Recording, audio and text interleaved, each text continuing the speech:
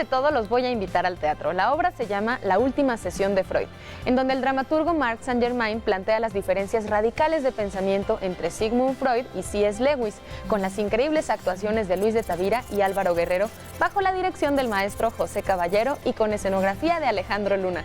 ¿Qué más podemos pedir? Yo soy Alexia y estamos en De Todo. Comenzamos.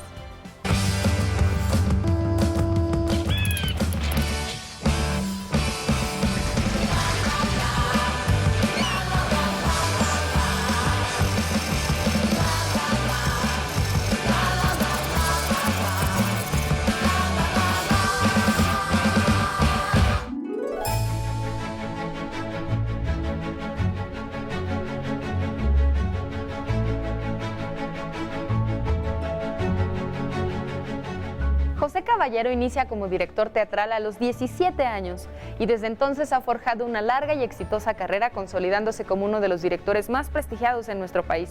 En esta ocasión, el maestro José Caballero nos cuenta acerca de La última sesión de Freud. Este es un encuentro ficticio entre dos personajes importantes de la cultura del siglo XX. Por una parte, el doctor Sigmund Freud, del cual pues no es necesario hablar mucho quién es, padre del psicoanálisis, ensayista célebre, un ateo célebre, dato que es importante para el desarrollo de la obra. Y por otra parte, Carl Staples Lewis, que es más conocido como C.S. Lewis, que es un filólogo y un escritor cristiano, que es una figura muy importante, sobre todo en Inglaterra, fue muy importante durante la Segunda Guerra Mundial, porque este hombre mantuvo en alto, a través de un programa de radio, mantuvo en alto el espíritu inglés ante lo que pues eran los bombardeos, los enfrentamientos constantes con los nazis. Se trata de un personaje extraordinario basado en la historia, un personaje indispensable para la historia de la humanidad y de nuestra modernidad, que se llamó Sigmund Freud. En este caso se trata de un personaje de ficción basado en el personaje histórico. Se encuentra en el límite de su vida, ha llegado a los 83 años, después de dar una intensa batalla por plantear sus convicciones acerca del ser humano. Lo ha debatido intensamente toda su vida, sigue siendo profundamente cuestionado y polémico.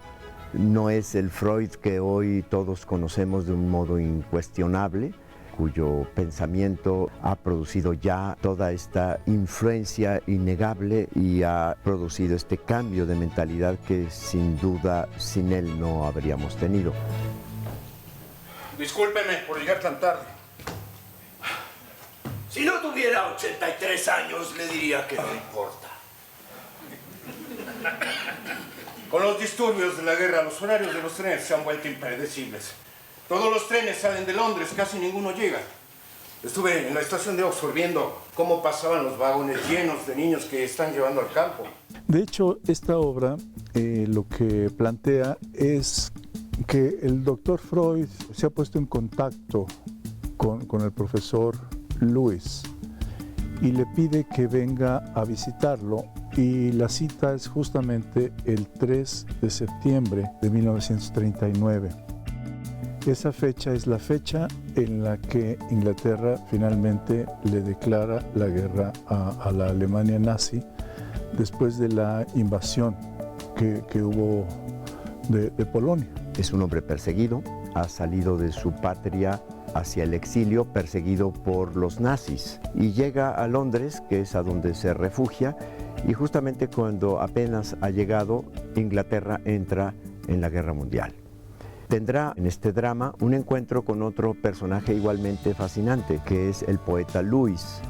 Y en este encuentro imaginario, basado sin duda en hechos reales, se dará una apasionada discusión sobre las cuestiones que nos atañen a todos, sobre preguntas que siguen vigentes, en donde habremos de ver cómo, más allá de la diferencia de pensamiento, existe la posible relación entre los seres humanos, que son capaces de superar sus más profundas diferencias. Lewis responde a una invitación que le hace Freud. Este es un encuentro ficción que el autor se imaginó para el confrontar la curiosidad que le da a Freud al saber que un hombre tan preparado y con esas alturas intelectuales, porque según Freud había vuelto a caer en la mentira de la religión. Y entonces esta curiosidad de Freud hace que suceda este enfrentamiento y empiecen ellos a confrontar no solamente ideas sobre la cuestión de Dios, sino otras tantas, de tal modo que en un momento ya este encuentro se vuelve una cuestión muy afectiva entre dos gentes con cierto nivel que se están cuestionando no solamente de un tema que es fundamental para cualquier ser humano, la existencia o no de Dios, sino empiezan a tejer otras tantas cosas. ¿Qué cosa? Sí, sus despreciables acciones refuerzan la necesidad de que exista un contrario. El hombre bueno sirve a Dios como su hijo amoroso y el hombre malo sirve a Dios como su instrumento. ¿Por qué el doctor Freud pide hablar con el profesor Lewis? Tiene cierta idea, cierta información con respecto a la obra y a lo que ha pasado en la vida de Lewis. Lewis en una época fue también un hombre alejado de la religión, un no creyente, pero por algunas experiencias en su vida cambió radicalmente su manera de pensar. Se puede decir que hasta abruptamente. Y esto pues fue ampliamente conocido. El doctor Freud ha oído de eso y entonces lo cita para preguntarle por qué un hombre que compartía sus creencias de que la idea de la existencia de un Dios es absurda, cambió súbitamente su manera de pensar. Esto nos puede hacer pensar que el doctor Freud experimenta ciertas dudas con respecto a su condición de ateo. En un momento también difícil para el doctor Freud, él murió 3 semanas después de esta entrevista, un hombre que tenía un cáncer terminal en la boca, inoperable, era un hombre que estaba padeciendo mucho como consecuencia de esta enfermedad y se estaba enfrentando a la muerte. El psicoanálisis no profesa la arrogancia de la religión, gracias a Dios. Lo primero que hice fue asumir la primera lección que yo como maestro le doy a los actores, que es dejarse dirigir. Entonces me puse en manos de un extraordinario director que es José Caballero y me dejé llevar por él. Espero que él no tenga queja. Yo desde hace tiempo tenía la idea de que Luis de Tavira era ideal para representar al doctor Freud. Evidentemente lo primero que uno puede ver es cierto parecido físico o una enorme semejanza, sobre todo con la distancia del teatro. Yo conozco al maestro de Tavira desde hace muchos años, sé que es un intelectual importante, me parecía que podía aportar una buena dosis de entendimiento de lo que es este personaje y creo que no me equivoqué porque su interpretación, su reflexión sobre la obra nos llevó también durante el proceso de ensayos a plantearnos preguntas que no nos habíamos planteado antes. Pero debe prometerme que nunca más volverá a ponerse peligro por mí. Ni siquiera lo pensé, doctor. En momentos así uno reacciona por instinto. Pues sí, como cuando gritó, apague las luces. ¿Cómo? Apagar las luces es útil cuando afuera está oscuro.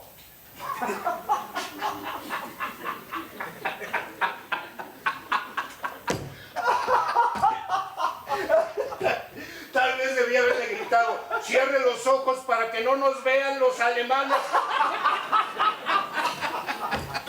Luis de Tavira es una de las figuras más importantes en el teatro mexicano. Director de escena, pedagogo, dramaturgo, y en esta ocasión regresa a la escena después de no haber actuado durante más de 30 años. Escuchemos al maestro Luis de Tavira hablar sobre su experiencia al encarnar un personaje histórico como Sigmund Freud a través de la ficción. Yo me planteé no la reconstrucción de un personaje histórico, sino la de un personaje ficticio, y que bien a bien no tiene mucha idea de él en ese momento, de quién es él. Lo que en cambio sí tiene muy claro es frente a quién está y qué es lo que está sucediendo a su alrededor. Continuamente está escuchando por el radio los partes de este momento crucial para la historia humana, este momento en que estalla la Segunda Guerra Mundial. Yo recuerdo que la primera vez que tenté a Luis para hacer esta obra, que fue hace 3 años, me dijo, pero es que a mí me cuesta trabajo entrar en ficción. No es lo que observé durante este tiempo. Luis ha sido maestro de buena cantidad de generaciones de actores. ha tenido la oportunidad de observar mucho el quehacer del actor. Ha teorizado sobre eso, da clases, es decir, ha tenido una manera de entender la actuación, podemos decir, desde fuera. De lo que he sido testigo es que toda esa reflexión, toda esa experiencia ha podido vivirla durante estos meses, ha podido ponerla en práctica. En realidad me parece que no le cuesta trabajo entrar en la ficción. Me parece que todas aquellas reflexiones que han venido sobre la necesidad de estudiar de determinada manera el papel, y veo que los resultados son buenos. Nadie puede hacer el teatro solo, nadie puede actuar solo. Me he encontrado con un colega del espacio de una gran generosidad, de un gran sustento, con el que se da una relación de creación entusiasmante, generosa, armónica, para poder plantearnos el antagonismo en la escena. Es necesario una armonía y un acuerdo muy grande antes de entrar a escena. Y en el diálogo con Álvaro Guerrero, que es un gran actor, pues fuimos construyendo juntos este nuevo universo ficticio. Esto que en principio podría ser un reto, para mí ha resultado más bien una experiencia sumamente gratificante y placentera. ¿Peleó usted en la guerra? Sí, infantería ligera en Somerset.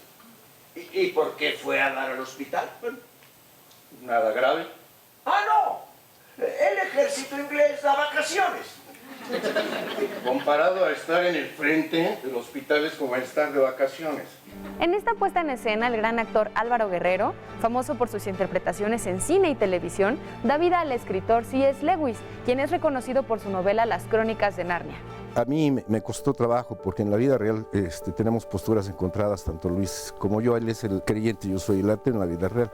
En un primer lugar, el poder acercarme a un personaje cristiano, obviamente tuve que recurrir a mis recuerdos de infancia, que yo nací dentro de la tradición católica, pero básicamente recordar mis procesos sentimentales con respecto a Dios y mi fervor que yo tuve en aquel entonces. Y también el hecho de poder trabajar con estos artistas, porque trabajo con tres leyendas ya del teatro mexicano, como es Alejandro Luna, Luis de Tavira y Pepe Caballero, son referentes ya del teatro moderno en México, y entonces eso facilita mucho las cosas. El encuentro con Álvaro me pareció que era algo importante, porque Álvaro es un actor sumamente intuitivo, pero también es un actor sumamente inteligente. Hay una historia atrás entre todos nosotros de trabajo en conjunto, de una formación pues cercana. Dialogar como ellos lo hacen en escena es algo que no se ve con mucha frecuencia. Yo lo que tengo es una profunda gratitud al teatro y a la vida de que me haya sido dado el privilegio de trabajar con tan grandes artistas como son el maestro Luna, como es José Caballero, como es Álvaro Guerrero. Desde el primer día nos conectamos muy bien, y para Luis fue una presión enorme porque él decía, ahora tengo que demostrar lo que yo pregono, ¿no? Entonces el pobre estaba aterrado porque decía, no, pues van a venir a hacerme pedazos. Y es realmente sorprendente, aparte del parecido físico, de veras, la gente se va a quedar gratamente sorprendida por el nivel actoral que tiene Pepe. No digo que no lo haya tenido, pero después de 20 años sí da miedo. Yo porque he estado trabajo, ¿no? Pero para alguien que suspendió su labor como actor, volver después de 20 y tantos años da miedito, creo.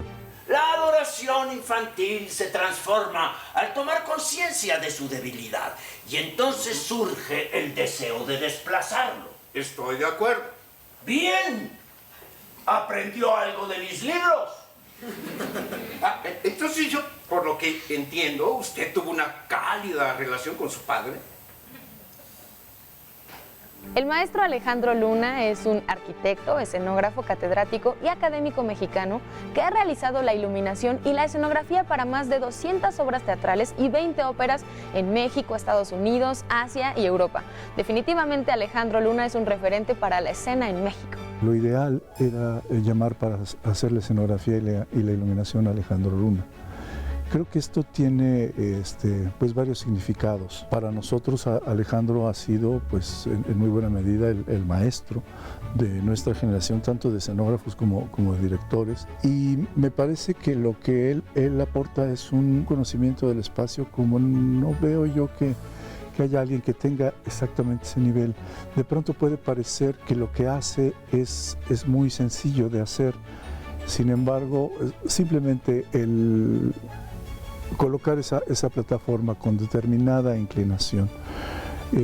Estas paredes mejoraron las condiciones de este teatro en particular, la perspectiva con la que el público lo puede ver, la sonoridad y también toda una serie de detalles sumamente sutiles. Creo que todas las puestas en escena representan un reto, son un reto. No hay unas más fáciles o unas más difíciles. Todas tienen esa provocación. Aquí, por una parte, hay algo de documental. La historia de Freud está muy trabajada en sus últimos días. Se sabe bastante de cómo estuvo esto. Yo diría que investigación histórica se llevaría un 60%.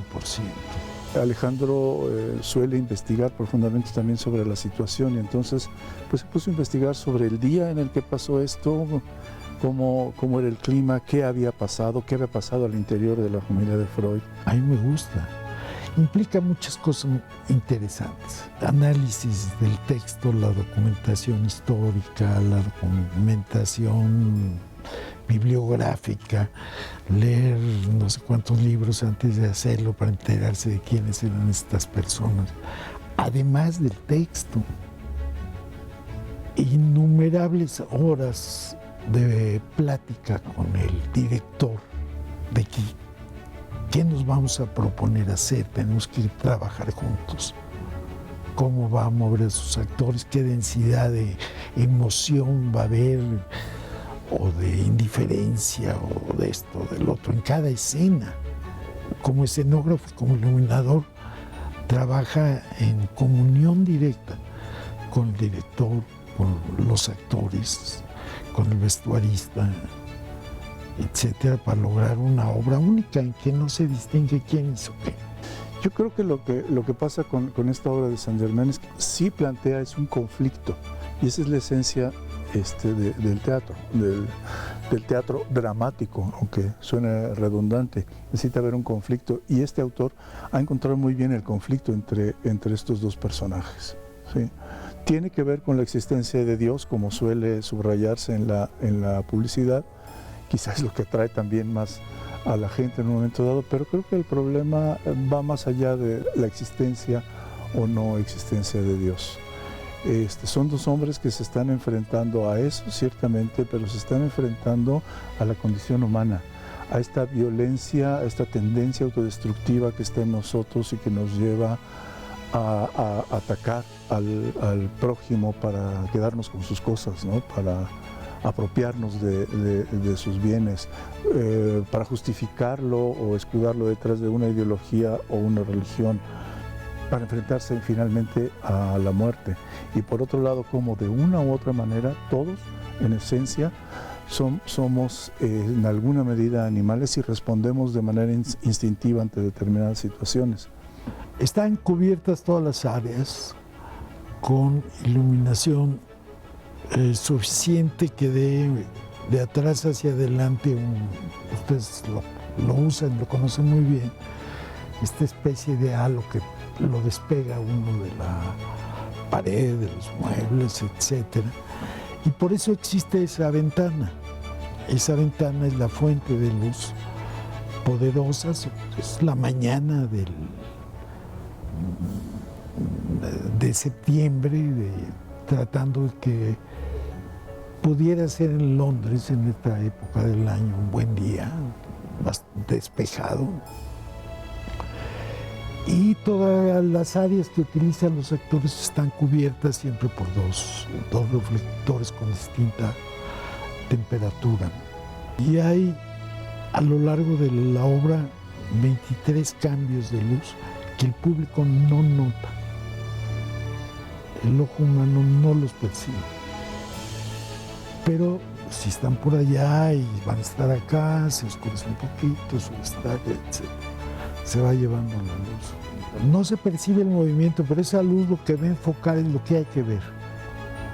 Es lo que en ese momento debe llamar la atención. Cuando entra a jugar esa parte, es obvio que no nos interesa el escritorio. Y entonces de alguna manera la luz está más alta y revela colores que no hemos visto, detalles. Y en esta parte es una luz más morticina, más baja. Mi objeción a la música sacra es que trivializa las emociones que ya estoy sintiendo. Pero yo creo que usted tiene temor de tener cualquier emoción. Ese es su diagnóstico. ¡Doctor! ¡No he acabado! También pienso que usted es tremendamente egoísta al poner su propio dolor por encima del dolor de sus seres queridos. Nos deja esta convicción de que lo humano y la calidad humana no puede dejar de hacerse las preguntas fundamentales y de que frente a ellas lo que menos importa es la diferencia de nuestro pensamiento, porque a la hora de entrar en la solidaridad de lo que nos pasa a todos, lo importante es ser capaz de ser solidarios y de ser respetuosos más allá de que pensemos distinto. Y creo que es la gente, yo creo que se lleva esto, dos personajes que supuestamente podrían estar en polos opuestos, no. Llega un momento en que llega el entendimiento de que a pesar de nuestras diferencias, hay un momento en que podemos ser hermanos y nos escuchamos, aunque no esté de acuerdo contigo, y con todo cariño. Esta obra ha sido un gran privilegio, ha sido una confabulación creadora, donde lo que ha importado es ir al fondo de lo que el drama plantea y de lo que el drama quiere plantear a los demás. El espectáculo de un drama que por momentos es terrible, por momentos es ingenioso, hondo y en otras enormemente divertido. El teatro es un privilegio irrenunciable. Dios nos dio la vida, solamente Dios nos la puede quitar. Mis padres me dieron la vida y esa vida es mía, no de ellos. Santo Tomás de Aquino cree que el suicidio... ¡Me importa un comino lo que crea Santo Tomás! Condena el suicidio, pero predica la pena de muerte. ¿Cómo es posible que alguien como usted, con su inteligencia, vea el mundo en blanco y negro cuando hay 1000 colores a su alrededor? El teatro nos confronta con ideas y posturas en el momento en el que podemos palpar el instante mismo de la escena. El teatro es imaginación, son vivencias, es poder ver a los personajes de carne y hueso. ¿Qué les pareció este capítulo? Cuéntenmelo a través de nuestras redes sociales, ya saben que tenemos Facebook y Twitter esperando sus comentarios. Y si quieren volver a ver este capítulo o cualquier otro, descarguen nuestro podcast en iTunes o visiten nuestro canal en YouTube. Yo soy Alexia y los espero la próxima aquí en De Todo.